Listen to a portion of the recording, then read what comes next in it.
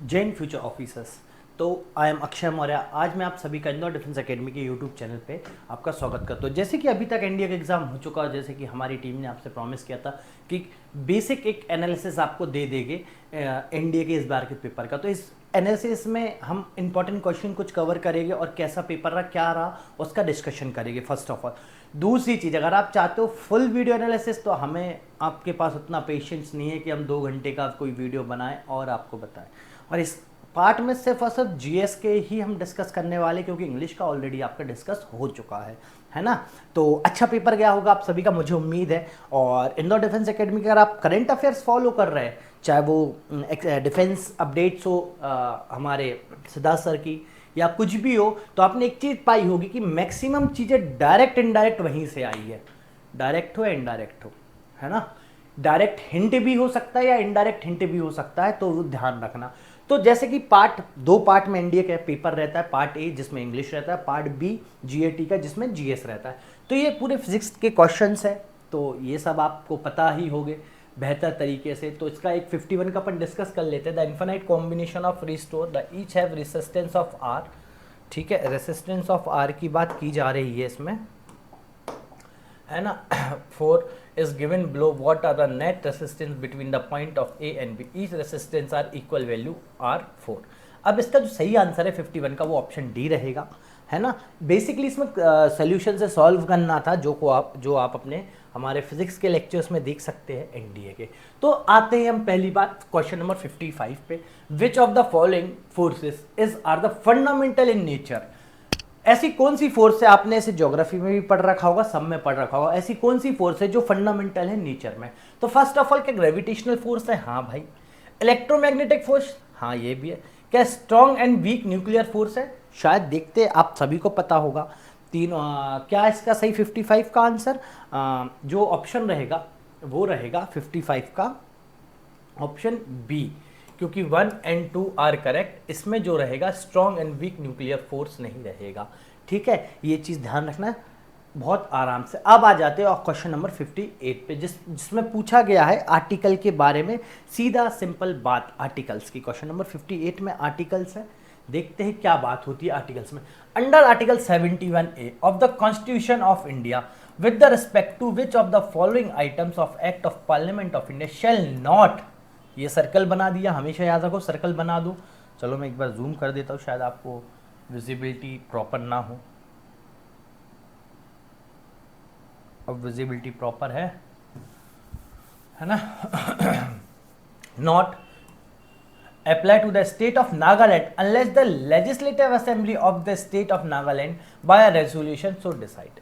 अब भाई इसमें पूछा है special status of the states. अब देखो special status of the state, अगर आपने हिस्ट्री पढ़ रखी है तो ट्राइबल मूवमेंट्स पढ़े होंगे आपने और सारी चीज़ें पढ़ी होगी। तो एक चीज़ जानते हैं, नॉर्थ एंड ईस्टर्न में जो ट्राइबल मूवमेंट्स हुए थे वो कुछ अलग टाइप के थे, क्योंकि वहाँ से जो लोग आए थे वो माइग्रेट होके आए थे, म्यांमार, चाइना, तिब्बत, है ना। तो उस समय अगर आपको ट्राइबल रेवोल्यूशन रिवॉल्ट्स पढ़ना और उसमें थोड़ा डेप्थ में पढ़ना और फैक्ट कॉन्सेप्ट्स पढ़ना एनसीईआरटी में गिवन है, तो आपको पता चलेगा, है ना। तो उनके कल्चर्स वगैरह थोड़े से अलग थे। तो ऐसे ही आज़ादी के बाद जब हमने उनको हमारे इंडिया में मिलाया तो कुछ स्पेशल दर्जे दिए। अब इस बार 370 था काय में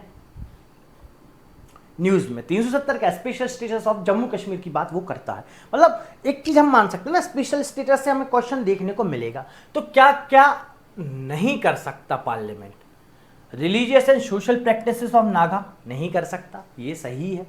Naga customary law and procedure ये भी नहीं कर सकता। Ownership and transfer of land and it's resources, 3 चीजें नहीं कर सकता, क्योंकि boundaries of Nagaland with the state. इसमें जो सही आंसर होगा मैं इसे एक्सप्लेन करता हूँ। पहले इसका सही आंसर देखो, option C will be the correct answer. इसमें क्या है देखो, हमने आर्टिकल पढ़ा आर्टिकल 5 to 11, जिसमें हमने बात करी सिटीजनशिप की। उसके पहले हमने क्या पढ़ा, article 1 to 4 territory of India, जिसमें हमने एक चीज देखी, किसी भी स्टेट की अगर हमें बाउंड्री बदलनी, नेम बदलना है, तो ये पावर किसके पास है? सिर्फ और सिर्फ पार्लियामेंट के पास है। यहां से ये अगर आपको आर्टिकल 1 to 4 भी पता है तो आप इजीली कर लोगे, है ना। अब आ जाओ नेक्स्ट क्वेश्चन देखते हैं हम। ये आ गया बहुत प्यारा क्वेश्चन। अब देखो इस बार इलेक्शन होने हैं, करंट का टॉपिक है, इलेक्शंस होने थे, तो वहीं से उन्होंने उठा लिया क्वेश्चन। अब देखो इतना डेप्थ और इतना स्टेटमेंट वाली क्वेश्चंस पहली बार आए हैं एनडीए के एग्जाम में इतने बड़ी मात्रा में। तो एक चीज समझो ना यार, कंपटीशन बढ़ रहा है और आप अपीयर कर रहे हो इंडिया के बेस्ट इस एग्जाम में जिसका नाम है यूनियन पब्लिक सर्विस कमीशन, और उसके भी किस सेगमेंट में आप अप्लाई कर रहे हो, एनडीए और सीडीएस में। तो एनडीए और सीडीएस में आप भूल गए हो क्या डिफेंस की एक स्टेटमेंट, एक लाइन है, we select best out of best, है ना। तो आपको बेस्ट आउट ऑफ बेस्ट होना है। Under the article 191 the constitution of India a person shall disqualified for being a chosen as for a being a member of the legislative assembly और legislative council of a state if the person hold any office of the profit. अब भाई profit की बात करी है इस question में से एक, देखो इस क्वेश्चन में 59 में दो तीन चीजें हैं समझने वाली। देखो सेंट्रल गवर्नमेंट की तो बात हो गई, government of India central government, option 1 की तो बात हो गई। अब any state of the government में इसमें मेंशन है फर्स्ट शेड्यूल वाले स्टेट्स के लिए ही मेंशन है ना। तो ये थोड़ा कॉम्प्लिकेटेड है, इसका आंसर तो आपको यूपीएससी ही बताएगा करेक्ट क्या होता है, क्योंकि इसमें एनी स्टेट गवर्नमेंट आ गया है, ठीक है। पर अगर हम आर्टिकल 191 पढ़ते हैं तो उसमें लिखा है फर्स्ट शेड्यूल के जो स्टेट्स हैं वो ही ऐसा कर सकते हैं ना। यहां तक कि क्लियर है आपको। चलो नेक्स्ट की ओर चलते हैं फटाफट, टाइम हमारे पास कम है। अब देखो यूनिवर्सल डिक्लेरेशन पे से क्वेश्चन है, आपको यूनिवर्सल डिक्लेरेशन पे से क्वेश्चन है, ये देखो। अब इसकी क्रोनोलॉजी सेट करनी थी, तो यूनिवर्सल डिक्लेरेशन पे क्वेश्चन जो था वो आपको सभी को पता है कि जो क्वेश्चन होना चाहिए था वो ऐसा, consider the following union declaration. अब इस साल क्या है भाई, डिक्लेरेशन बहुत सारे हुए तो जरूरी थोड़ी ना वही डिक्लेरेशन पूछा, उससे उठा के पूछ सकता है। तो universal declaration of human right पहले आया, क्या पहले आया, क्रोनोलॉजी में सेट करना है। तो इसका जो सही आंसर होगा वो आंसर सी होगा 1324। तो 1324 कहाँ गिवन है, तो 1 गिवन है ये, फिर थर्ड ये, फिर सेकंड, फिर फोर्थ। देखो पहला डिक्लेरेशन हुआ ह्यूमन राइट का, फिर international convention of economy social and cultural rights का, ये सारे डिक्लेरेशन हुए हैं, ठीक है। अब ये समझने के लिए पता है आपको डेप्थ नॉलेज चाहिए, थोड़ी डेप्थ में पढ़ना पड़ेगा, या तो आपको बिल्कुल फैक्चुअल ईयर से याद हो किस ईयर्स में कौन सा हुआ है, ये हो गया एक, है ना। अब देखो मैंने लास्ट ईयर भी शायद आपसे बोला था कि यूपीए एक ही क्वेश्चन आया इको का, और एक क्वेश्चन में ये है इको के में कि इनने सेकंड 5 ईयर प्लान फिर से पूछ लिया, सितंबर वाले में भी पूछा था और इस बार भी पूछ लिया है सेकंड 5 ईयर प्लान। तो ये ध्यान रखना आप, सेकंड 5 ईयर प्लान, ठीक है। अब देखो क्वेश्चन क्या हम उसे पढ़ते हैं, विच one of the following statement regard the object of the second 5 year plan is not correct. भाई नॉट करेक्ट पूछा है। Development on the basic heavy industries, हाँ भाई ये सही है, तो हमारे लिए तो ये गलत हो गया। Increase in national income to raise a living standard, ये भी सही है, तो ये हमारे लिए गलत होगा। अब बचा है सी और डी में से, अगर थोड़ा भी आपने पढ़ रखा है तो आपको पता होगा। तो expansion of consumer good and sectors, expansion of employment opportunity, employment की भी बात करी थी बढ़ाने की, ये भी गलत हो गया। आंसर क्या बचा, ऑप्शन सी। अब भाई देखो कंज्यूमर गुड एंड सर्विस, अभी हम अपने आप को पावरफुल तो बना तब तो कंज्यूमर गुड सेक्टर, कंज्यूमर के गुड सेक्टर्स पे जाएंगे, है ना। तो इस टाइप के क्वेश्चन है, थोड़े कॉन्सेप्चुअल है, थोड़े फैक्ट्स के साथ मिक्स कर दिए कॉन्सेप्ट्स को और पूछ लिया गया है। 62 consider the following statement about the emergence of urban centre in India form in 6th century BC. भाई अर्बन सेंटर्स की बात कर रहे हैं 6th सेंचुरी बीसी के, तो कहीं ना कहीं ये 16 महाजनपद के आसपास की बात रही होगी, है ना। जब 16 महाजनपद के आसपास की बात रही होगी तो अपन पढ़ते स्टेटमेंट क्या दिया, ये देखो ये कॉन्सेप्ट पे, अगर आपने कॉन्सेप्ट पढ़ा है ना, तो आपको क्लियर होगा। All them developed away from the capital of Mahajanapada, क्या ये बात सही है, हाँ सही है। Major town were located along the routes of communication, हाँ अगर रूट्स ऑफ कम्युनिकेशन के पास नहीं रहेगा तो कैसे होगा। Many were the bustling centre of the commercial culture and political activity, option C will be the correct answer. तीनों statement इसके सही है ना।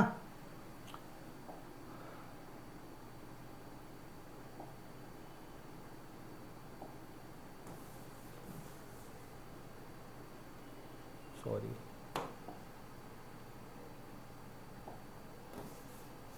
तीनों आंसर इसके सही है। अब आ जाओ नेक्स्ट क्वेश्चन की ओर चलते। नेक्स्ट क्वेश्चन क्या पूछा गया है, हाँ इंस्क्रिप्शन का, स्क्रिप्ट का क्वेश्चन है। अब देखो ये कितना प्यारा क्वेश्चन है, अगर इसमें से आपको थोड़े से भी फैक्ट आपको याद है तो आप इसको सही कर ले जाओगे। चलो एक बार क्वेश्चन पढ़ते हैं फटाफट। कंसीडर द फॉलोइंग स्टेटमेंट बोला ancient India inscription. Ancient India की इंस्क्रिप्शन की बात करी गई है। सबसे इजी चीज हमें एक चीज समझ में आ गई, एंशिएंट इंडिया के इंस्क्रिप्शंस की बात हो रही है इसमें, है ना। तो the earliest inscription of are in Sanskrit, नहीं भाई ये तो गलत हो गया। चलो एक गलत हो गया, यानी 1 2 3, अब नल। अब inscription in north west describe in help of, हाँ ये तो सही है, 63 का 2 वाला तो सही है, ठीक है। Most of the inscription mention grand unique events routine agriculture practice did not find mention, नहीं भाई ये भी गलत है। तो इसमें सिर्फ एक ही सही होगा जो है 63 का, ये वाला सही रहेगा। क्योंकि देखो अर्लीस्ट इंस्क्रिप्शन हमारे यहाँ एक तो है पिक्टोग्राफिक फॉर्म में आईबीसी इंस्क्रिप्शन, दूसरी क्या है 5th सेंचुरी बीसी की इंस्क्रिप्शन है ब्राह्मी स्क्रिप्ट, है ना, Brahmi script. This is not a official answer की ऑफ यूपीएससी, मैं आपको क्लियर बोल दे रहा हूँ, हम सिर्फ क्वेश्चन समझ रहे हैं, पढ़ रहे हैं, है ना। तो कहीं ना कहीं कुछ ना कुछ चेंजेस हो सकते, तो वेट करें आप लोग, ठीक है। तो 5th सेंचुरी अगर ब्राह्मी होता तो हम मान लेते, संस्कृत तो कम से कम हमें ऋग्वैदिक पीरियड 1500 बीसी के पास दिखी है ना। और अगर आपने थोड़ा सा भी कॉन्सेप्ट समझ रखा है तो इंडियन सिविलाइजेशन की, एंशिएंट इंडियन सिविलाइजेशन की, जिसे हम प्री हिस्ट्री बोलते हैं, वो आईवीसी से या प्रोटो हिस्ट्री बोलते हैं, वो जो कोई आईवीसी से चालू हो गई है। आईवीसी में पिक्टोग्राफिक फॉर्म में थी इंस्क्रिप्शन, फिर उसके बाद थोड़े से आगे आओगे तो हमें ब्राह्मी स्क्रिप्ट्स मिलती है, कहाँ अशोक के इंस्क्रिप्शंस में भी ज़्यादातर मेंशन है ना। और 5th सेंचुरी बीसी के आसपास चालू हो गई थी, ठीक है। तो ये है, तो संस्कृत नहीं हो सकती, अर्लीस्ट ब्राह्मी है, ध्यान रखना, ठीक है। और ये इंडो ग्रीक राजा, ये अफगानिस्तान इस साइड के ये राजा थे जो कि ग्रीक लैंग्वेज में यूज करते थे। अब यहीं से एक क्वेश्चन और आया है, बहुत अच्छा क्वेश्चन है, जो कि मैंने देखा था, शायद उनने आपसे पूछा था कि किसने वो किया, फर्स्ट कॉइन कौन लाया। डायरेक्ट क्वेश्चन था जो कि आपसे बनना चाहिए था, है ना, पर आपने से शायद नहीं करा हो। अब जो भी है जैसा है देख लेना, अपन समझते आगे चलते हैं। अब आ जाओ इसमें,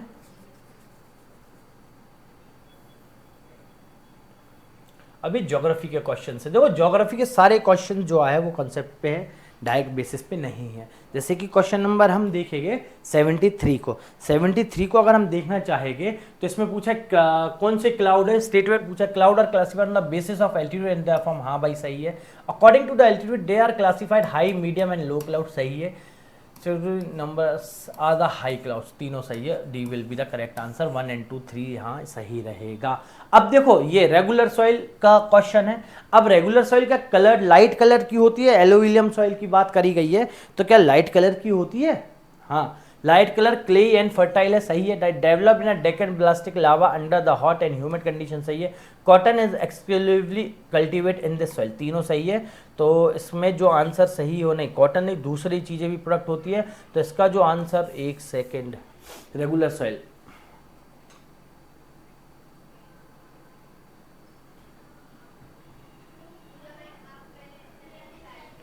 जो इसका जो सही आंसर होगा 1 and 2 होगा, ठीक है।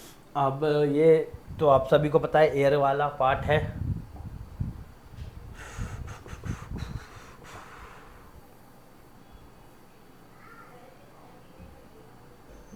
अब जैसे ये एक बहुत अच्छा क्वेश्चन था बायो का, जो कि अगर आपने आराम से पढ़ रखा है तो आपको कोई दिक्कत नहीं गई होगी, है ना। मैं बताता हूँ, जैसे कि which one of the following statement regard the animal cell membrane is correct. Animal cell membrane की बात हो रही है, कैसे बना एनिमल सेल मेम्ब्रेन हमारी, तो option D will be the compose with phosphorus liquid protein and cholesterol, lipid भी रहता है। अगर आपने अच्छे से एनसीईआरटी पढ़ रखी है तो एनसीईआरटी में ये गिवन है, साफ साफ गिवन है, ठीक है। कंपाउंड माइक्रोस्कोप, क्या बात हो रही, compound microscope, not a part of compound microscope. अगर आपने कॉन्वेक्स कॉन्केव लेंस या आइस के बारे में पढ़ रखा है तो इसका आंसर आपको पता होगा, ठीक है। अब जैसे कि ये क्वेश्चन है, ये भी एनसीईआरटी से डायरेक्ट क्वेश्चन, देखो विच one of the following is the correct sequence of increasing complexity. Increasing complexity की बात हो रही है तो भाई सबसे पहले तो प्रोटीन रहेगा, प्रोटीन से टिश्यू बनेगा, टिश्यू से ऑर्गन बनेगा, ऑर्गन से ऑर्गेनिज्म बनेगा। Option D will be the correct answer. ठीक है, यहां ऐसे ऐसे क्वेश्चंस पूछेगा इतने सरल, इसलिए ज्यादा कंफ्यूज मत होना।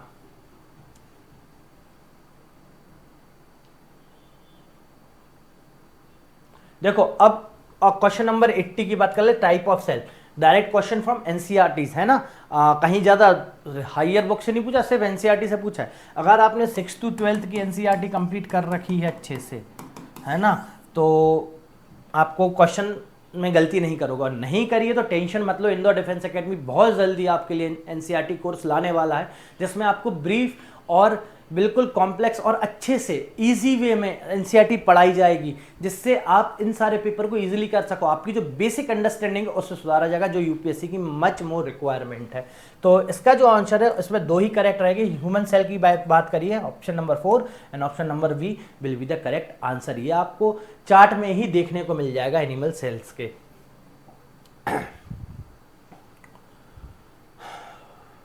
चलिए हम थोड़े स्पीड में चलते। अब हम चल के बात करेंगे सिर्फ हिस्ट्री की, जो कि हमारा इम्पॉर्टेंट है। हिस्ट्री में क्वेश्चन ज़्यादा है इस बार, और हिस्ट्री के जो भी क्वेश्चन हैं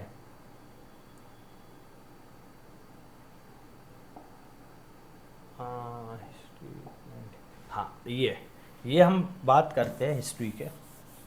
ठीक है,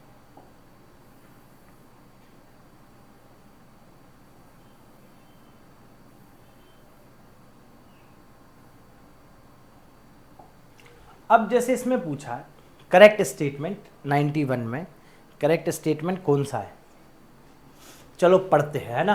the British trade surplus in India, Britishers की बात की जा रही है, कॉन्सेप्ट की बात है। ठीक है, ज़्यादा कंफ्यूज मत होना। थोड़ा और जूम कर देता हूं मैं।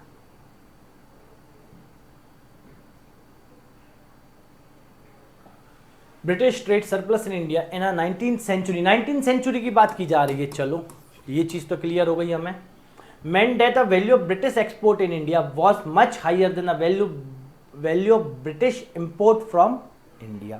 हाँ भाई सही बात है। देखो इंडिया में 19th सेंचुरी में ब्रिटिशर्स का एक्सपोर्ट इंडिया में बढ़ गया था। देखो Britishers export to India, export जो कर रहे हैं ब्रिटिशर्स, और इंपोर्ट टू इंडिया, ये भी सही है। They played a crucial role in the late 19th century world economy by helping Britain balance at deficit, सही बात है, ये भी दोनों सही है। Britain grew opium in India exported in China, हाँ भाई ये भी सही है। 1820 के बाद से become a single largest export हो गया था। In 19th century saw export of Indian raw material and decline and that the manufacture good increase, सही बात है। चारों ऑप्शन सही है इसमें, ऑप्शन 1 2 3 4 सही है। इसके लिए आपको समझना पड़ेगा administrative policy and economic policy of Britishers, जो कि आपको बहुत ही जल्द हमारे यहाँ मिलने वाली है ना। इसके लिए आपको ये कॉन्सेप्ट समझना पड़ेगा एडमिनिस्ट्रेशन का, इकोनॉमी का, जिससे बैटल ऑफ बक्सर हुआ, बैटल ऑफ प्लासी के बाद वाले इवेंट्स कि इंडिया में क्या क्या बदलाव आ रहा है, क्या क्या बदलाव नहीं आ रहा है, ये इस सर्कल का पार्ट है कॉलोनियल रूल का, है ना। अब ये देखो, ये डायरेक्ट क्वेश्चन 93 का, फर्स्ट कॉइन ऑफ इंडिया है, सभी को पता है इंडो ग्रीक। और जिसने इसमें गलती की है तो फिर से एक बार हिस्ट्री अच्छे से पढ़े, इसमें गलती नहीं होनी चाहिए, है ना। अब ये देखो, ये कितना प्यारा क्वेश्चन था, मतलब एक हिसाब से अगर बच्चे ने पढ़ रखा है तो इजीली कर लेगा। क्वेश्चन है social theorist in the 19th century and 20th century emphasizes the emergence of industrialization, urbanization, secularism and bureaucratism as a hallmark of, भाई इनने बात की इंडस्ट्रियलाइजेशन, अर्बनाइजेशन, सेकुलरिज्म और ब्यूरोक्रेसी का हॉलमार्क क्या है। तो एक चीज हमें सभी को पता है, जब ब्रिटिशर्स इंडिया आए और उन्होंने बात करी कि हम इंडस्ट्रियलाइजेशन करेंगे, अर्बनाइज, क्या बोला उसे, मॉडर्न वर्ल्ड के हिसाब से चलना बोला ना। ये थोड़ी ना बोला आपसे कि फेडरलिज्म, किंगशिप या मेडवलिज्म, ये तो गलत ही होगा चारों। मॉडर्निटी की बात करी है उन्होंने, किसकी बात करी है, मॉडर्निटी की बात करी है, ध्यान रखना, इसमें गलती मत करना।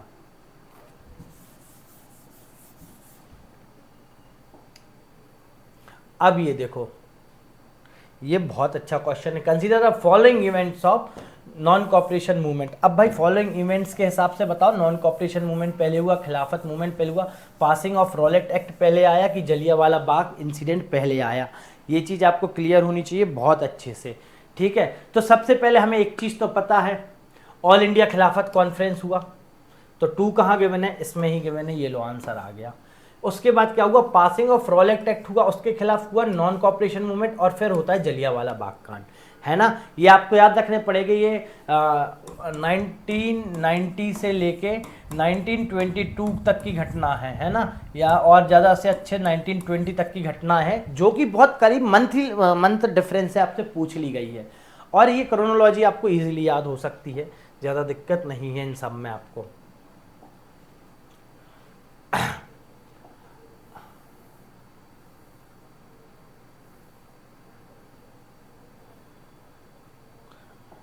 अब देखो कितना अच्छा क्वेश्चन है ये, है ना, ये क्वेश्चन कितना अच्छा है आप खुद देख लो। क्वेश्चन नंबर 96, थोड़ा सा मेहनत, थोड़ा सा दिमाग और आपका आंसर आ जाएगा। तो सिस्टम एंड कैटेगरी पूछा, डिस्क्रिप्शन दिया है, तो अगर आपको ज्यादा दिमाग नहीं है तो इनामी लैंड आपको पता है क्या होता है, gift and land to gift of land और लैंड रेवेन्यू, है ना, इनाम लैंड का मतलब ये हो गया। तो डी का क्या हो गया, 4 हो गया, तो डी का 4 कहाँ गिवन है, हम चेक कर लेंगे। डी का 4 या तो ए में गिवन है या तो डी में गिवन है। और सॉरी डी का 3, डी का 3 गिवन है या तो ए में या बी में। अब पट्टेदार की बात करें, पट्टेदार की अगर हम बात करते हैं तो क्या है, पट्टेदार please and directly responsible for the payment of revenue, तो 1, तो इसका जो करेक्ट आंसर होगा option A will be the correct answer, 2, 1 and 4, 3। Sidhi simple बात है। अगर आप हमें मिलाना पड़े तो बी का क्या हो गया, 1 हो गया, ए का 2 हो गया, और सी का इनाम डी का 3 है, सी का 4 हो गया, है ना। ये चीज क्लियर हो गई आपको। इसमें ज़्यादा नहीं, अगर आपको एक दो कॉन्सेप्ट, एक दो चीज़ें भी पता है तो आप क्लियर कर लोगे। अब देखो ये क्वेश्चन बहुत प्यारा लगा, मतलब प्यारा क्या है यार, बहुत सरल है, और हमने हमारी कोचिंग में ऐसे ही स्टेटमेंट लिखवाया है। यूपीएससी स्टेटमेंट मांगता तो ऐसे ही हिस्ट्री के स्टेटमेंट है, और सीधे स्टेटमेंट कट कॉपी पेस्ट, ज़्यादा रॉकेट साइंस नहीं है। आप पढ़ते which one of the following statement of Vijayanagara and king Krishna Devaraya expedition are correct. तो सबसे पहला, जहां तक मुझे याद है और मेरे बच्चों को याद होगा, तो पहला जो एक्सपीडिशन हुआ था वो उड़ीसा के रूलर के अगेंस्ट हुआ था, तो ये तो सही हो गया। ठीक है, Krishna Devaraya restored Sultan Mohammad Shah to power एंज्यूम the title of Yavana Rajya स्थापन आचार्य। अब ये चीज तो थोड़ा कंफ्यूजिंग है।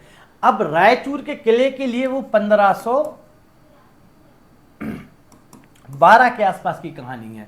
रायचूर का इस्लाम आदिल खां का जो किला कैप्चर किया था 1512 के आसपास की कहानी है।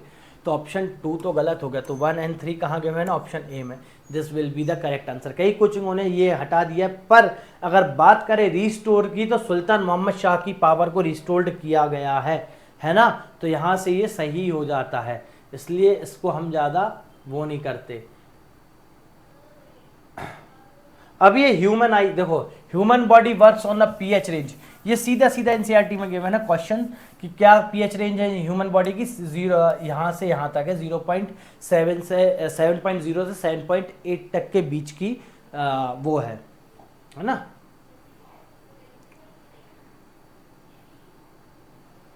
चलो नेक्स्ट क्वेश्चन की ओर चलते हैं।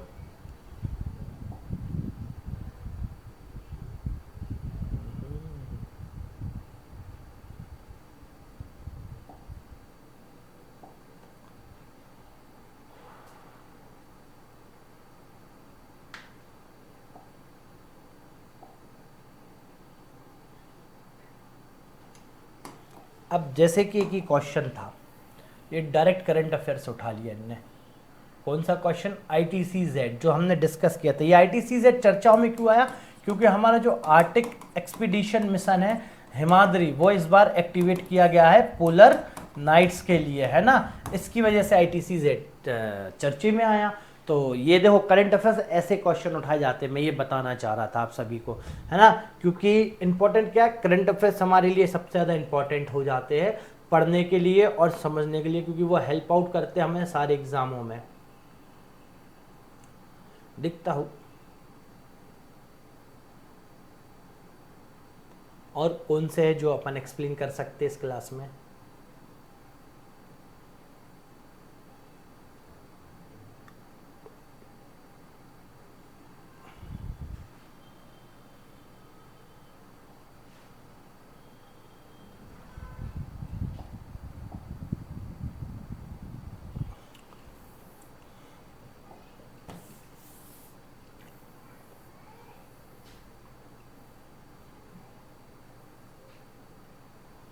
अब चलो ये क्वेश्चन पढ़ो फटाक से। तो सिल्क रूट की बात करी गई है। अगर सिल्क रूट की बात करें इंडिया में, अगर इंडिया का ऐसा हम एक मैप बनाते हैं तो एक तो सिल्क रूट कैसा है, इस साइड से ये जा रहा है, और एक रूट है इधर से ऐसा, ठीक है। तो इधर ये बाइसेक्ट हो रहा है आसपास, तो यहाँ से ये जाता है यूरोप में, ठीक है। बंगाल से चालू होगा तो जाएगा यूरोप। तो silk route refers to the east bound European silk category along the route, सही बात है। There were the several routes over a land and sea joining together vast region of Asia and with Europe and Northern Africa, ये भी अब सही है, ठीक है। अब और देखते हैं, द नोन और exist the Christian era thrive till the 15th century, नहीं 15th सेंचुरी में तो खत्म नहीं हुआ था। Beside the silk Chinese pottery, textile and spice and land, India steel, ये तो इसमें 1, 2 और 4 सही हो गए। तो 1, 2 और 4 कहाँ गए मैंने, यहाँ सही है, ये ऑप्शन सही रहेगा, क्योंकि 15th क्रिश्चियन एरा में नहीं, before the Christian era thrive almost till 15th century, नहीं तब तक ये खत्म नहीं हुआ था। ऑटोमन तुर्क्स ने इसको सब्जुगेट करा था, ये रूट तब भी रहा था, पर वो महंगी चीज़ें दे रहे थे, है ना। ये हमने कॉन्सेप्ट में समझ रखा है इसे। तो exercise desert cyclone from direct from exclusive indoor defence academy के जो करंट अफेयर्स की पीडीएफ है उसमें से डायरेक्ट पूछ लिया गया है। डेजर्ट साइक्लोन तो सऊदी अरब हो गया ये आंसर, है ना, अगर आपने ईमानदारी से फॉलो किया। अब देखो फाइनेंस कमीशन की बात करें, फाइनेंस कमीशन भी डायरेक्ट आया है इंडोर डिफेंस एकेडमी के करंट अफेयर्स की पीडीएफ में से। अगर आपने हमारे टेलीग्राम चैनल पे से लिया है या हमारे यहाँ वो देखा है, क्या हमारे वीडियोस देखे करंट अफेयर के, तो डायरेक्ट डिस्कशन हुआ था। तो 15th फाइनेंस कमीशन का जो नाम है वो सही है, ऑप्शन ए सही रहेगा। सॉरी, हमारे जो फाइनेंस कमीशन बना इस बार 16th, है ना, फाइनेंस कमीशन कॉन्स्टिट्यूटेड 2, हाँ ये दोनों सही है। तो both 1 and 2 will be the correct option, है ना, ध्यान रखिएगा ये। अब एक और 2-3 क्वेश्चन है जो डायरेक्ट हमारे इसमें से आया है, करंट अफेयर्स में से अपन अगर चर्चा कर ले। जैसे अब ये एनवायरनमेंट वाला इशू आया है ना, तो ये हमने डिस्कस किया भी था कि वेटलैंड, तो इसका जो सही आंसर है वो जोधपुर रहेगा, है ना, ये भी डिस्कस किया है ना। अमंग द चेयरमैन जो कमेटी कौन सी गठित हुई है, तो इसमें भी हमने डिस्कशन किया था क्लास में, आप सभी को याद होगा, फॉर्मर प्रेसिडेंट श्री रामनाथ कोविंद, इसका सही आंसर ये रहेगा। तो मैक्सिमम क्वेश्चंस डायरेक्ट रहे हैं, अगर आपने अच्छे से पढ़े हैं करंट अफेयर्स या अवेयर रहे टाइम टू टाइम कोचिंग में, तो बहुत सारी चीज़ें डिस्कस हुई है ना क्लास में। अब जैसे कि ये जनवरी 2024 ऑल गर्ल्स सैनिक स्कूल, सभी को याद था यूपी, पर उनने इस बार क्या दे दिया, डिस्ट्रिक्ट और पूछ लिया, तो इसका सही आंसर क्या है, वृंदावन है। अब एक चीज़, वृंदावन को छोड़ के कोई और आपको जगह दिख रही है यूपी के, नहीं है, तो आंसर यही है। अब ये जो एफएमआर है, ये चीज़ आपको ध्यान रखनी गई थी। फ्री इस बार के करंट अफेयर है, जनवरी का करंट अफेयर था, म्यांमार से हमने इस बार बंद कर दिया है आना जाना, ये सब है ना। अब भारत मैटर्स, अब देखो ये बहुत चर्चा में रही है, ये कॉपी बुक जो है, और इसके बारे में भी डिस्कस हुआ है क्लासरूम में, ऐसा नहीं कह सकते नहीं हुआ, है ना। टाइम टाइम पे आपको करंट अफेयर्स की हिंट दी गई है सारी चीज़ों की। तो इसका जो राइट आंसर है ऑप्शन बी, एस जयशंकर साहब, भारत मैटर्स, उनने ये बुक लिखी थी जो कि डिस्कस हुई है क्लास में, ठीक है। तो आज के लिए बस इतना ही। आप एक चीज बात करते हैं हम नॉर्मल अपन स्लाइड पे, कि पेपर कैसा रहा। तो फर्स्ट ऑफ ऑल जो एनडीए 1 था वो मॉडरेट से थोड़ा टफ रहा, क्योंकि स्टेटमेंट बहुत ज़्यादा कर दिए यूपीएससी ने, स्टेटमेंट बढ़ा दिया, जिससे आपको पेपर टफ लगेगा, है ना, उसमें दिक्कत नहीं है। दूसरा कि पेपर, इस बार के पेपर से हमें क्या सीखने की ज़रूरत है, इस बार के पेपर से हमें इंपॉर्टेंटली सीखने की ज़रूरत है कि 6 to 12 एनसीईआरटी के कॉन्सेप्ट्स और आपको फैक्ट्स अच्छे से बाय हार्ट पता होने चाहिए।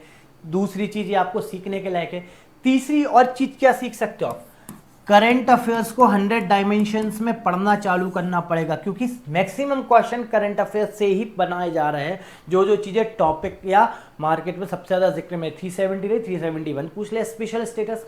मतलब हमें एक चीज पता होनी चाहिए, अगर हम किसी भी चीज का करंट पढ़ रहे हैं, जो भी चीज करंट में, तो उसकी geography, polity, eco, history, environment, इन सारी चीजों से वो कहाँ कनेक्ट हो रही है ये आपको पता होना चाहिए। तो हमारे सबसे पहली चीज पेपर निकालने के लिए इंपॉर्टेंट है 6 to 12 की एनसीईआरटीज, जो कि आपको इंदौर डिफेंस एकेडमी बहुत जल्द देने वाला है, जो कि कॉन्सेप्ट पे रहेगी, है ना। इस बार जो होगा बहुत अच्छा होगा। और current affairs much more important, क्योंकि बच्चे मिस्टेक करते हैं वन लाइनर करंट अफेयर पढ़ने में। भाई आप लोग यूपीएससी का एग्जाम दे रहे हो तो one liner current affair is not sufficient for you, it's complete current affair sufficient. जैसे कि आपको अगर करंट अफेयर पढ़ना कैसे, जानना कैसे, जैसे डिफेंस अपडेट के बारे में अगर आपको जानना है तो हमारे इंदौर डिफेंस एकेडमी के यूट्यूब चैनल पे जाओ और वहां डली है क्या, सिद्धार्थ सर की डिफेंस अपडेट्स, तो आप वो देखो कैसी होती है। और आपको नॉर्मल दूसरे सब्जेक्ट्स के करंट अफेयर पढ़ने हैं तो करंट अफेयर्स की क्लास डलिए, how to learn a current affair, किस तरीके से हमें पढ़ना चाहिए वो भी है। तो अगर आप चाहोगे तो वो पिन कर दी जाएगी, आप कमेंट बॉक्स में बताना। पर इंपॉर्टेंट है कि आपको कॉन्सेप्ट अच्छे से पता होनी चाहिए, करंट अफेयर्स अच्छे से पता होनी चाहिए। उसके लिए अगर आप खुद करंट अफेयर करना चाह रहे हो तो द हिंदू से आप करंट अफेयर अपडेट करना चालू कर दो, उससे आपकी इंग्लिश भी इंप्रूव होगी, इंग्लिश के सिनोनिम एंडोनिम्स भी आपको मिलने लगेंगे, न्यू वर्ड्स आप जानोगे, और दूसरी चीज आप करंट से भी अपडेट रहोगे। तो आज के लिए बस इतना ही। आने वाले रिजल्ट के लिए सभी को ऑल द बेस्ट मेरे साइड से, कि मुझे लगता है आप सबने अच्छा परफॉर्म किया है। पर अभी रुकना नहीं है, सितंबर करीब है, 1 सितंबर को नेक्स्ट एनडीए 2 है, तो उसकी तैयारी में फिर से दिल और जान से लग जाओ, क्योंकि आपको इंपॉर्टेंट है आखिरी में विजय होना, है ना। तो चलो, जय हिंद। आप सभी अपना ध्यान रखना।